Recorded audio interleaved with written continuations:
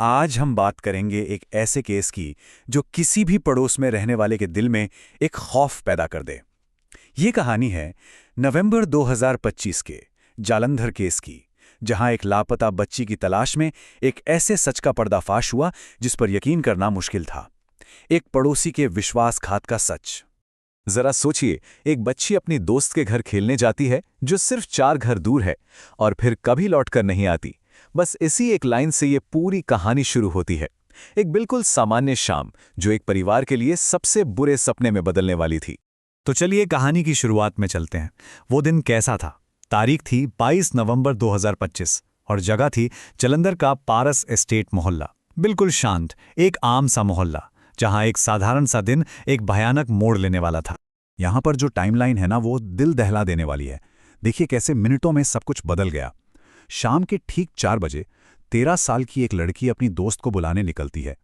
ठीक 4:04 पर, मतलब सिर्फ 4 मिनट बाद सीसीटीवी फुटेज में वो अपनी दोस्त के घर में दाखिल होती हुई दिखती है।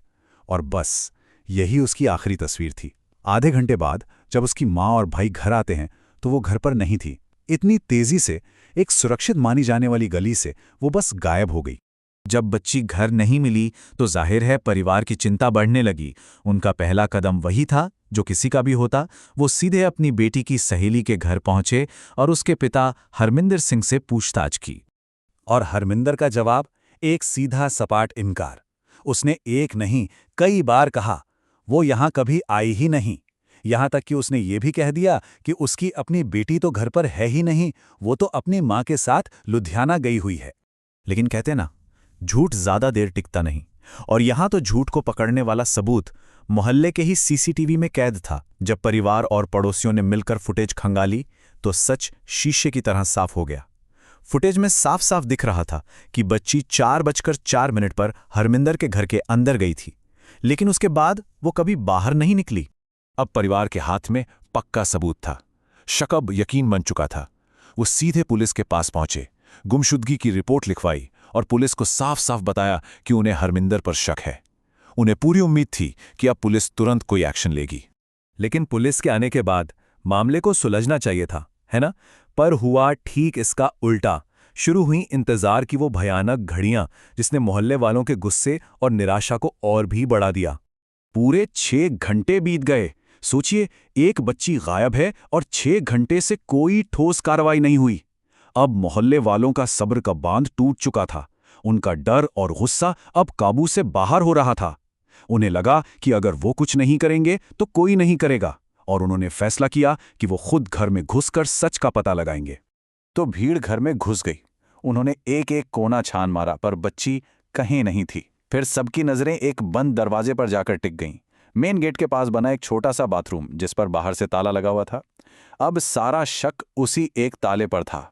और जैसे ही वो ताला तोड़ा गया, अंदर का मंजर किसी के भी रोंगटे खड़े कर देने वाला था। सबसे भयानक सच उनकी आंखों के सामने था। बच्ची का बेजान शरीर बाथरूम के फर्श पर पड़ा था और उसके मुंह में कपड़ा ठूसा हुआ था। ये देखते ही लोगों का दो खून का सारा डर सब कुछ गुस्से में बदल गया। भीड़ बेकाबू हो गई। उन्होंने हरमिंदर को घर से बाहर घसीटा और उस पर टूट पड़े। इसके बाद जाकर कहीं पुलिस ने दखल दिया और उसे अपनी हिरासत में लिया। अब बात करते हैं पुलिस की जांच की और उस हैवान के कबूलनामे की जिसने इस पूरे गुनाह को अंजाम दिया था। ये जो डिटेल्स है ना, यही इस केस को और भी ज्यादा खौफनाक बनाती हैं। कौन था ये हरमिंदर सिंह? बाहर से देखने पर एक बिल्कुल आम आदमी, उम्र करीब 50 साल, पेशे से स्कूल बस ड्राइवर, 2 बेटियों का बाप। मोहल्ले वाले उसे हैप्पी के नाम से जानते थे और किसी से उसका कोई झगड़ा भी नहीं था। मतलब एक ऐसा नकाब जिसके पीछे एक शैतान छिपा था। पुलिस की पूछताछ में उसने जो बताया वो सुनकर यकीन करना मुश्किल है। उसने कबूल किया कि उसे पता था कि वो घर में अकेला है। उसने बच्ची को अंदर बुलाया, बेडरूम में उस पर हमला किया। जब बच्ची ने चीखने की कोशिश की तो उसने मुंह में कपड़ा ठूस दिया और फिर गला घोंटकर उसकी जान ले ली। और इसके बाद लाश को बाथरूम में छिपा दिया ताकि रात के अंधेरे का इंतजार कर सके। और ये यहीं नहीं रुका, उसका प्लान तो और भी आगे का था। वो लाश को एक बोरी में डालकर एक उधार ली हुई कार में रखकर कहीं दूर ठिकाने लगाने वाला था। लेकिन एक चीज ने उसका प्लान फेल कर दिया। उसके घर के बाहर जमा हुई भीड़, जिसने उसे बाहर निकलने का मौका ही नहीं दिया। अब सवाल ये उठता है कि कोई ऐसा कैसे कर सकता है। एक तरफ एक पारिवारिक आदमी, 2 बेटियों का पिता, और दूसरी तरफ एक हैवान। मनोविज्ञान में इसके लिए एक टर्म है, doctor Jekyll and mister hide effect. मतलब अपराधी अपने दिमाग में अपनी जिंदगी के 2 हिस्से बना लेता है।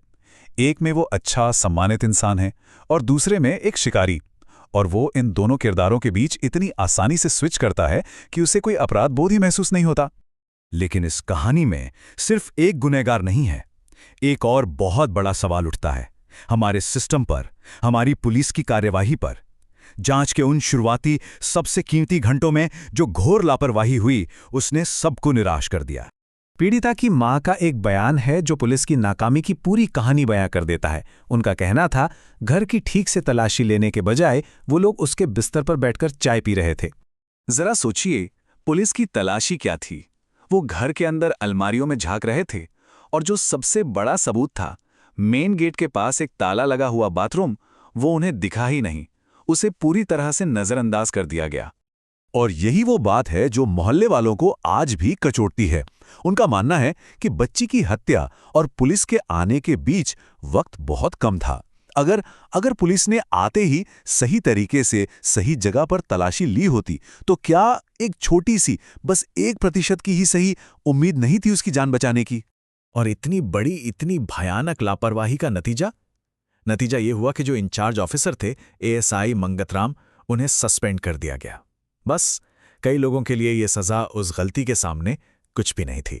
तो आखिर में हम इस कहानी के उस मोड़ पर आ पहुंचते हैं जहां कई बड़े सवाल खड़े होते हैं, न्याय, सुरक्षा और उस व्यवस्था पर जिस पर हम भरोसा करते हैं। हाँ, हरमिंदर सिंह आज सलाखों के पीछे है, केस चलेगा, लेकिन ये घटना अपने पीछे एक बहुत बड़ा और परेशान करने वाला सवाल छोड़ जाती है। एक ऐसा सवाल जो हम सबको सोचना चाहिए। जब बचाने वाला सिस्टम ही इस कदर नाकाम हो जाए, तो क्या पीड़ितों को कभी सच में इंसाफ मिल सकता है?